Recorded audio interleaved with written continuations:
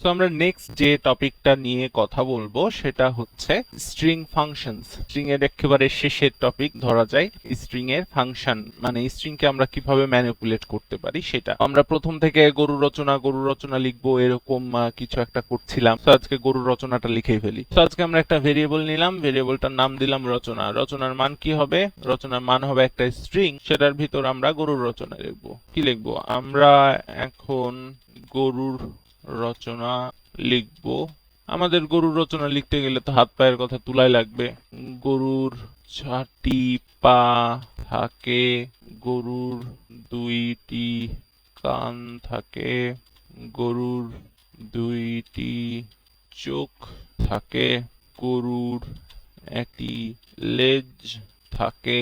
So গরুর অনেক কিছু থাকে, আমরা সবকিছু এখানে প্রিন্ট করে দিলাম। আমাদের রচনা লেখা হয়ে গেল মনে করলাম। গরুর রচনাটা দিয়ে আমরা এখন স্ট্রিং ফাংশন গুলো শিখবো, যে স্ট্রিং এ কি কি ফাংশন আছে, কিভাবে ম্যানিপুলেট করা যায়। ফার্স্টে যদি আমরা জানতে চাই যে আমার যে গরুর রচনাটা লিখলাম, যেমন আমাদের পরীক্ষার সময় বলে দিত 100 ওয়ার্ডের প্যারাগ্রাফ লেখো, 500 ওয়ার্ডের কম্পোজিশন লেখো, এরকম কিছু। আমরা যদি এখন জানতে চাই যে আমরা যে গরুর রচনাটা লিখলাম সেটা কতটা লেটার ইউজ হয়েছে লেখার সময়, যেমন আপনার মাইক্রোসফট ওয়ার্ডে যদি টাইপ করেন তখন দেখবেন নিচে একেবারে নিচে দেখাই দেয় যে আপনি কয়টা লেটার টাইপ করেছেন, কয়টা লাইন, কয়টা ওয়ার্ড, সবকিছু। তো আমরা জানতে চাই যে আমরা যে গরু রচনাটা লিখলাম এখানে কয়টা লেটার ইউজ হয়েছে, কয়টা লেটার দিয়ে আমরা এটা লিখতে পেরেছি। তো তার জন্য আমরা যেহেতু প্রিন্ট করে দেখতে চাই যে কয়টা লেটার আমরা ইউজ করেছি, তো সরাসরি প্রিন্ট ফাংশন ডেকে নিলাম। প্রিন্ট ফাংশনের জন্য আমাদের স্ট্রিং এর লেন্থ জানার জন্য আমাদের ইউজ করতে হবে লেন্থ ফাংশন, বা লেনের ফুল ফর্ম লেন্থ, যাই হোক। এখন আমরা কার জানতে চাচ্ছি?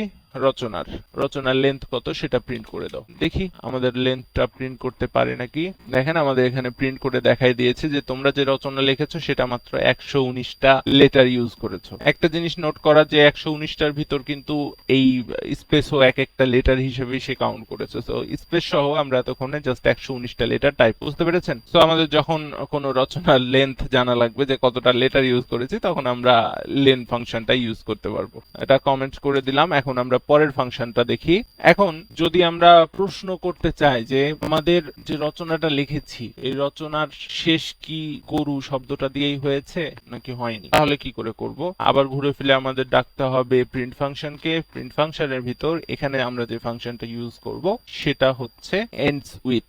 সো ফার্স্টে রচনার সম্পর্কে আমরা জানতে চাই। সো রচনাকে ডেকে নিলাম, তারপরে এখানে লিখতে হবে UNDSWITH, এন্ডস উইথ, শেষ হচ্ছে। যেহেতু আমরা একটা স্ট্রিং এর সাথে কম্পেয়ার করছি, সো এর ভিতরে আমাদের আবার স্ট্রিংটা বলে দিতে হবে যে আমরা চাচ্ছি যে এই রচনাটা কি গরু এই শব্দটা দিয়ে শেষ হয়েছে, এটা আমরা প্রশ্ন করলাম। সো দেখি আমাদের উত্তর কি দেয়। আমাদের উত্তর দিয়েছে ফল, কারণ যেহেতু আমরা কম্পেয়ার করছি যে এটা আছে না নাই, সো শেষ দুইটা উত্তরই দিতে পারবে, ট্রু অথবা ফলস, সত্য মিথ্যা। আছে নাই, আমরা বলেছি যে এটা কি এটা দিয়ে শেষ হচ্ছে, বলছে না শেষ হয়নি, এটা তো মিথ্যা কথা। তো আমাদের এখানে দেখতে পাচ্ছি শেষ হয়েছে থাকে দিয়ে। সো আমরা এখানে দেখি এবার থাকে লিখে যে আমাদের ট্রু দেয় কিনা। তো থাকে, সেভ করলাম, রান করলাম, দেখেন এখানে আমাদের ট্রু দেখা দিয়েছে, কারণ আসলে থাকে দিয়ে শেষ হয়েছে। এখন যদি আমি কে জিজ্ঞেস করি যে থাকে গোটা লাগবে না, তুমি দেখো তো যে কেই মানে কে দিয়ে শেষ হয়েছে কিনা, তাহলে কি সেটা বুঝতে পারবে? হ্যাঁ, বুঝতে পেরেছে, কারণ থাকের শেষে কেই থাকে। সো কেই দিয়ে শেষ হয়েছে, আমাদের ট্রু রিটার্ন করে দিয়েছে। এটা গেল আমাদের সেকেন্ড স্ট্রিং ফাংশন, কমেন্ট করে দিলাম। এখন আমরা তো কাউন্ট করে দেখলাম যে 119টা লেটার আমরা ইউজ করেছি রচনার ভিতরে। এখন যদি আমাদের জানার ইচ্ছা হয় যে আমরা কতবার এ ইউজ করেছি এই রচনার ভিতর, এই যে লেটারটা এ সেটা আমরা কতবার ইউজ করেছি, এটা যদি জানতে চাই তাহলে সেটা কিভাবে করব?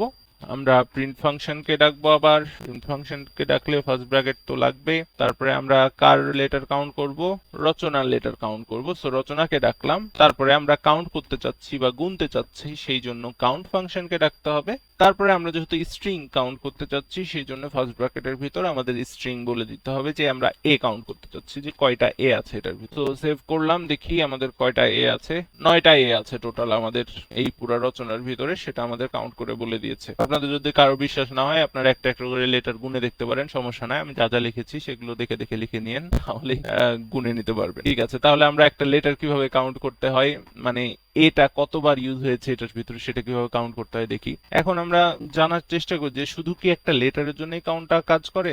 আমরা চাচ্ছি গরুর, এই শব্দটা কতবার ইউজ হয়েছে সেটা দেখি। স্ট্রিং গরুর পাস করলাম, দেখেন আমাদের শুধুমাত্র লেটার না, আপনি যদি একটা ওয়ার্ড দিয়ে দেন সেই ওয়ার্ডটা কতবার ইউজ হয়েছে সেটাও দিয়ে দিয়েছে, যে আমাদের এই রচনাটার ভিতর প্রত্যেক লাইনে একবার করে গরুর লিখেছিলাম, সো গরুর 5বার এসেছে। তাহলে আমরা গরু না বলে যদি গরু বলি তাহলে কি দিতে পারবে, গুণে দিতে পারবে? দেখি, হ্যাঁ দিতে পেরেছে, কারণ গরু আর গরুর একই শব্দ, কাছাকাছি, মিনিং একটু আলাদা বাট একই তো শব্দ নাকি। সো গরুর ভিতরে গরু আছে, এই জন্য আমাদের সেম জিনিস কাউন্ট করে দিয়েছে যে তুমি গরুর কথা এখানে 5বার বলেছো। সো আমরা এই কাউন্ট ফাংশন দিয়ে একটা লেটার, একটা ওয়ার্ড বা একটা ওয়ার্ডের পার্ট যে কোনো কিছুই কাউন্ট করে দেখতে পারি এটা কতবার এসেছে। এরপরে ক্যাপিটালাইজেশন ফাংশন আছে, বাট এটার কাজ খুব একটা ভালো না, তারপরেও দেখাই দেই, ব্যাপার না। সো আমরা প্রিন্ট করছি, কি প্রিন্ট করছি, রচনার কিছু একটা। সো রচনাকে আগে ডেকে নিলাম, তারপর ডট দিয়ে ক্যাপিটালাইজ ফার্স্ট ব্র্যাকেট দিলাম, ফাঁকা রেখে দিলাম, রান করে দেখি আমাদের পার্থক্যটা কি হয়েছে। পার্থক্য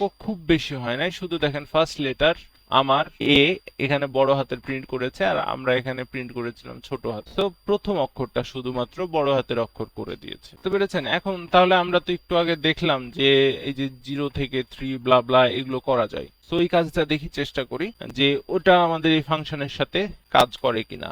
আমি বললাম 0 থেকে 5 পর্যন্ত সবগুলা ক্যাপিটালাইজ করো, দেখি কাজ করে কিনা। আমি জানি না কাজ করবে কিনা, সিনট্যাক্স এরর। তার মানে আমরা ক্যাপিটালাইজের ভিতর বলে দিতে পারবো না যে কোন কোন লেটার ক্যাপিটালাইজ করতে হবে, এটা দিলে শুধুমাত্র ফার্স্টের লেটারটাই ক্যাপিটালাইজ হবে। ঠিক আছে, এটা শেখা হয়ে গেল। তারপরে আপনারা যদি আরো এক্সপেরিমেন্ট করতে চান করেন, যত করবেন তত শিখবেন, সমস্যা কি।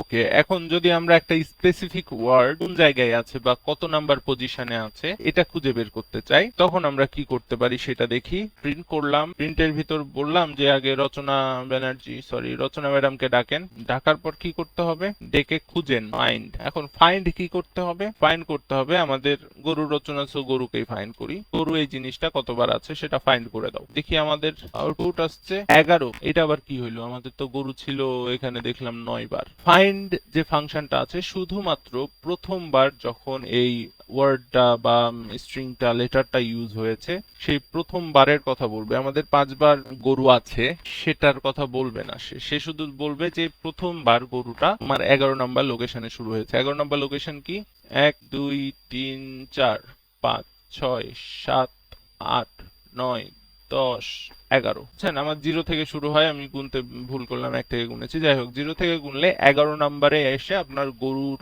জি খুঁজে পাবেন, মানে 11 নাম্বার যে কোটাটা আছে সেখান থেকে গরু এই শব্দটা শুরু হয়েছে সেটা আমাকে এই ফাইন্ড বলে দিয়েছে। এটা মোটামুটি ইউজলেস, তারপরে আছে, সো দেখাই রাখলাম। আরেকটা খুব মজার জিনিস হচ্ছে যে 3 ইডিয়টস সিনেমা যদি দেখে থাকেন, সেখানে ফাইনাল স্পিচটাতে কোনো একটা ঝোল করা হয়েছিল, মানে একটাই শব্দ রিপ্লেস করে দেওয়া হয়েছে। একবারই কম্পিউটার ইনপুট করা হলো যে এই ওয়ার্ডটা এটা দিয়ে রিপ্লেস করে দাও, পুরো স্পিচে যত জায়গায় ছিল সব রিপ্লেস হয়ে গেল। তারপরের কাহিনী তো দেখেছেনি। আমরা এইখানে সেম কাজটা করতে পারবো। আমরা যদি চাই, গরুর রচনা একবার লিখেছি, গরুর যা যা আছে ছাগলের তাই তাই আছে, সমস্যা নাই, এটাকেই ছাগলের রচনা বানায় প্রিন্ট করে দিয়ে দেব, সেটা হয়তো করতে পারবো, করার চেষ্টা করি। সেটা করার জন্য প্রিন্ট করলাম, কাকে প্রিন্ট করব, রচনা ম্যাডামকে, জি বাংলা দেখলে চিনেন। যেহেতু আমরা রিপ্লেস করতে চাচ্ছি, সো রিপ্লেস ফাংশনকে ডাকতে হবে। ডাকার পর ফার্স্ট ব্র্যাকেটের ভিতরে আপনার ফার্স্টে যে পুরাতন স্ট্রিংটা আপনি রিপ্লেস করতে চাচ্ছেন সেই স্ট্রিংটা লিখে দিতে হবে, যে আমি শুধু গরু রিপ্লেস করতে চাচ্ছি।